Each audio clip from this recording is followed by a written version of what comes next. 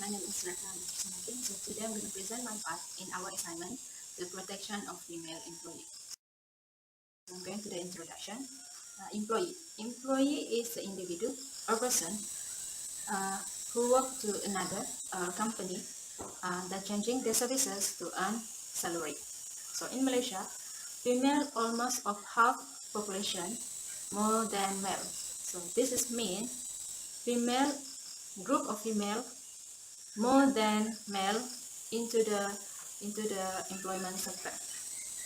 According to the survey by women in Malaysia, they have 50% of female employees face on discrimination and harassment at workplace. So, female employee also can be protected by law, which is called the Employment Act 1955. Female employee can be protected in the Employment Act 1955 in Part 8 and 7. The issue of discrimination of female employee at workplace. First is the division of work based on gender. The female employee in employment sector face the discrimination of division work based on gender. According to the type of work by female employee, most of female employee enter to employment sector such as clerical, professional services and sales, and so on. But lack of female employee in the employment sector like architect, engineering, technology, government, executive, and more. The discrimination division of work based on gender causes by the employer, especially in private sector, because they believe that female employees should enter in employment sector according their characteristics. I give one example. For example, in government sector, the nursing job become denominated occupation of female employee because this job requirement suitable to female characteristic. Okay, now the discrimination division of work based on gender allow male employee to get opportunity to holding higher position and employment sector despite the fact of quality education and work experience as a same female employee. Second, the discrimination of female employee in workplace. The second issue is the sexual harassment at workplace. We know that sexual harassment at workplace happen by a word, a comment, sound, question, a signal, and suggestion in form of sexual harassment. So sexual harassment at workplace can be divided into two categories. First, sexual harassment of threat to employee benefit. This, for example, employee order his employer to giving sexual service and threat the employee to threat the employee cutting the employment benefit. And the second is sexual harassment threat of personnel. This is sexual harassment doesn't not have a directly related on employment benefit. Okay, number 3 is discrimination of wages based on gender. Female employee also face discrimination of wages based on gender. This discrimination of wages happen when the female employee pay lower than male.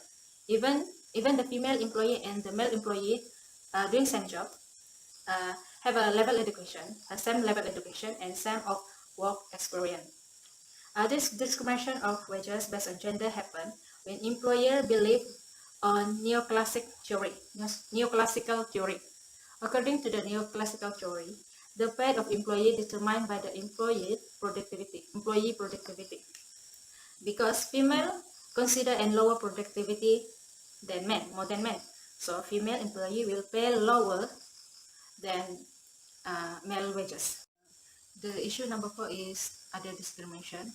Female employee also face other discrimination such as employment benefit, such maternity leave and allowance.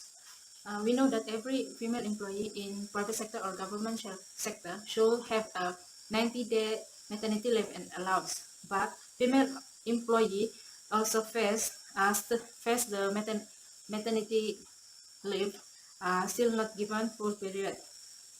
especially in private sector. Female employee also face the discrimination of shift working, uh, about the night shift working and the work of overtime. The reason of the issue of discrimination of employee female employee. The first reason is discrimination of division of work based on gender because the difference of physical of energy between female employee and male employee. And the second reason, the discrimination sexual harassment causing by the personality of female employee. And the third reason is discrimination of wages because mindset of comparing the quality of productivity or work between female employee and male employee. And the last reason is discrimination of maternity leave and allowance not given by the employer. uh, the employee feeling losses because the employer feeling losses income if his employee took a long period leave. And the impact of the behind the discrimination, the impact is lack of opportunity. Female employee get a higher job position and increasing of salary, and rejection of female pregnant and all female enter to employment sector, and the discrimination of female employee causing negative impact to the organization, employment sector, and so on. And the discrimination of female employee causes the discretion of female group into the employment sector. That's it for me. Thank you.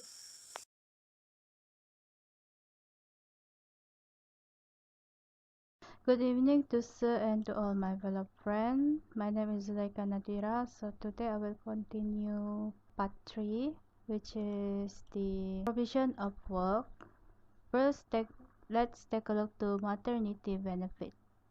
The Employment of Act of 1955 also defined confinement as a parturition resulting in the issue of a child or children, whether alive or dead, after at least 22 weeks of pregnancy, and shall for the purpose of this act commence and end on the actual day of birth, and shall where two or more children are born at the same confinement commence and end on the day of the last born, such as children, section 2 in bracket 1.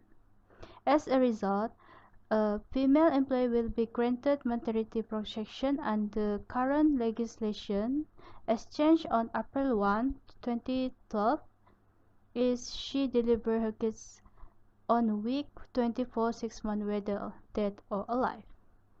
So there's three benefits in Malaysia on the maternity leave. This is not less than 60 consecutive days in respect of each confinement.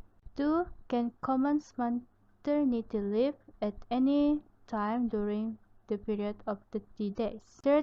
Commence maternity leaves for 40 days preceding confinement. So if the female who entitled to 60 days of maternity leave, so she may not available for the maternity allowance. For a daily rate female employee, she will be paid at her regular rate of pay 1 day for each day of her maternity allowance. For the monthly paid female employee is considered to have earned maternity allowance if she continued to be paid on a month basis during her eligible period. Next is restriction on dismissal and termination.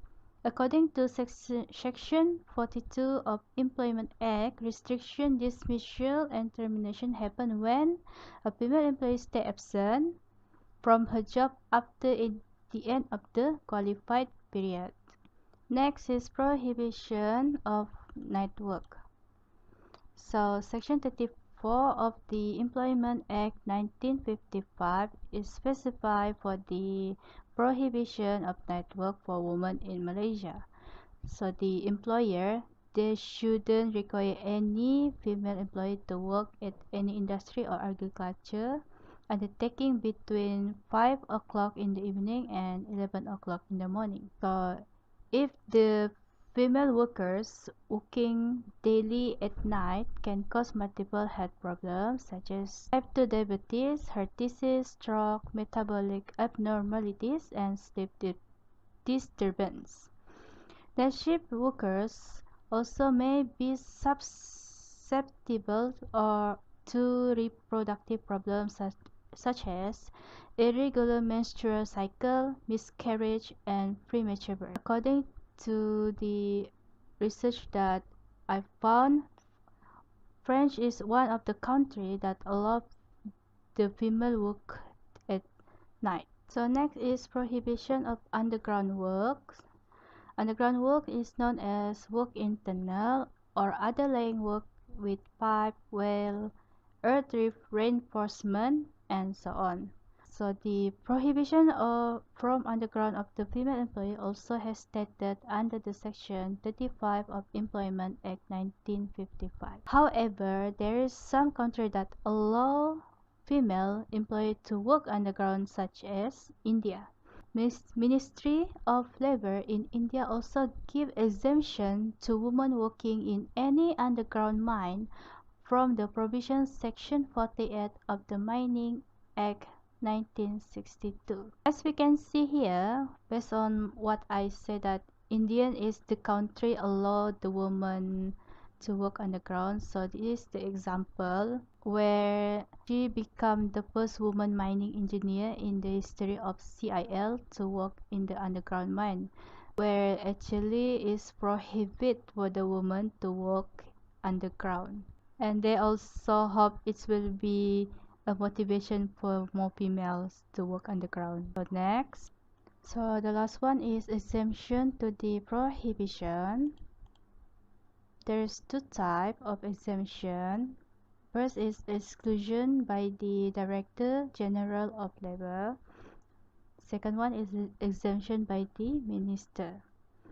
So DGL is a person who is appointed under subsection 3 in bracket 1. Function of the DGL is to give an exclusion for the certain prohibition to some people. For example, like there's something that female women cannot do, like they being restricted to do, such as work at night and work underground. So if DGL allow it, so the female can work at night and the underground. Like for example, like the India allows women to work underground. The second one is exemption by the minister, is referred to the Minister of Human Resources. So the minister has the power whether to allow or prohibit the employment of female employees under the certain condition or circumstance. That's all from me. Thank you. Hi, good afternoon everyone. In my presentation, I will focus on suggestions and conclusion. So among the suggestions to improve is to improve the employment system and recruitment skill-based assessment. Secondly is to enforce law at all levels. Fourth, promoting gender equality at the workplace. And fourth, improve the maternity policy system. First and foremost is improve the employment system and recruitment skill-based assessment. So how to improve the employment system? Firstly is to encourage employer to use skill-based assessment when recruiting to ensure fairness. Every candidate should ask to perform tasks that employer expected them to carry out in the position that they are applying for. So this is to allow the organization to assess the application based on the performance. And HR also need to apply the structured interview where all the candidates are asked the same question. This is to ensure the fairness in the selection process where only the best candidate with suitable skills and knowledge are selected to hold the positions. Secondly is enforce law at all levels. So basically sexual harassment in the workplace ini merujuk kepada any verbal and physical act with sexual nature performed in the workplace by a boss, employee, customer, co-worker in which has caused the person that harassed feel violated, insulted, and being uncomfortable in the environment. So physical and verbal act ini juga mungkin boleh jadi joking or teasing with sexual nature, inquiring or sharing sexual experience, spreading nude image, continuous invitation to dinner even though rejected, and any unnecessary physical contact lah. Next is according to Liu Jie 2021, juga in theconversation.com, women ini dilihat sebagai instrumen or tools for men entertainment to boost productivity. So among suggestions to prevent this issue is to enforce law at all level. So basically the enforcement agency that responsible for investigate and solve harassment sexual complaint must have necessary infrastructure and resources needed to do their job, seperti staff to investigate, access and analyze the data and seek solution that compliance with the law lah. So thirdly is promoting gender equality in the workplace. So promoting gender equality in the workplace ini terbahagi kepada 3, which is remove bias, secondly stop stereotyping, and thirdly is fair play, fair pay. So next we go to remove bias first. Remove bias. Some occupation may be dominant according to the gender. Contohnya pekerjaan seperti nurse. Such occupation is filled with female, while some job seperti engineer atau kerja-kerja memerlukan technical is filled with men. So ini akan create a gender expectation lah. So to remove bias, people should be educated and given awareness to understand the bias and where to avoid them. So next is stop stereotyping. Regardless of any gender, men or women should be welcome in any industry. People should be educated not to be stereotyped on what gender are supposed to work in a particular job lah. And next is fair play, fair pay. So employers should provide the same opportunity and rewards for the same job to everyone, and by adopt this culture can foster a fair organization culture. So fourth suggestion is to improve the maternity policy system. So basically maternity leave enable mother to take time off from work and recover from childbirth and care for the newborn. Leave entitlement can improve the continuous job of women. Maternity leave policy ini is aimed to help the worker to balance their life between job and family responsibility. And this is also improving the family well-being and promoting job career among women. So generally in Malaysia, the standard duration maternity leave is 60 days, but beginning 1st January 2020, the new Malaysia Budget 2020 extended the maternity leave period to 90 consecutive days for each child, up to 5 children for employee in the private sector lah. So next is conclusion. Women participation in labor market increased over the year. Woman is worker, but at the same time she is also a mother, citizen, as well as first teacher in every first person life. Hence, the ability, working environment, professional knowledge, qualification, material, physical, and social status of women will affect the next generation. Women participation almost in every sector, whether in hospitality, production, food processing, restaurant, engineering, and many more. Hence, to revise the labor code for female employee, such as maternity policy system, are very important. Rationally, maternity policy system, in one way or another, can promote to economic development, protect women's health, as well as the new generation health.